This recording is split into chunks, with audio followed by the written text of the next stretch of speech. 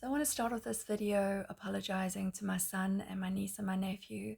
I've not been very wise and I've not been very vocal about everything. I should have done these videos years ago and I haven't. So I wanted to apologize. I've not protected my son at all, and I'll have to live with that for the rest of my life, and I'll have to try and get forgiveness from my son for not protecting him, for not speaking out, for protecting myself more, I guess. Um, and now I'm putting my trust in God and trusting that whatever happens, He will look after us and He will protect us. So, my sister is 12 years younger than me. She had my niece about 13 years ago, so she was still quite young. I did a lot of the babysitting. There were a lot of incidences with her boyfriend's family before everything came out. I noticed a lot of weird things that only made sense afterwards. I went on holiday with the family, with my sister and my sister's boyfriend. I was really just the babysitter for my niece. That's the only reason I was invited. But there were a lot of incidences with my niece's cousins that I noticed with the grandfather. And, for instance, I saw him rubbing the baby on his lap the one day. That looked very odd. The other cousin the older one, she was 9 or 10 at the time, maybe younger, 8. She had to sleep with her grandfather every night.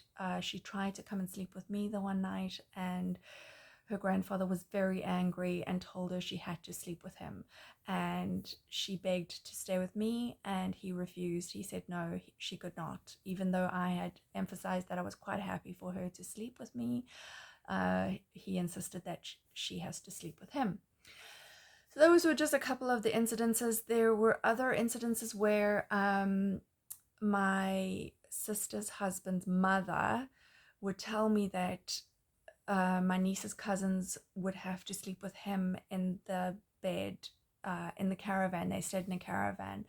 And she said it in a very strange way. She was like, oh, the babies have to stay with this man in the caravan in his bed. And I believe the way she said it, I do think she was trying to tell me something. Uh, there was no reason for her to tell me that the baby slept with him in the bed in the caravan. I don't know. These things you can take either way. You can read into them or not.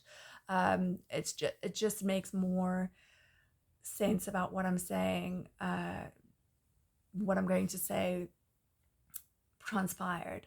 So my sister had a baby with this man, with her boyfriend, and there was a lot more before that. He treated her really badly.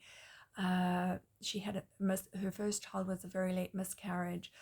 So then she had another baby with this man, despite us trying to arrange for her to go to America.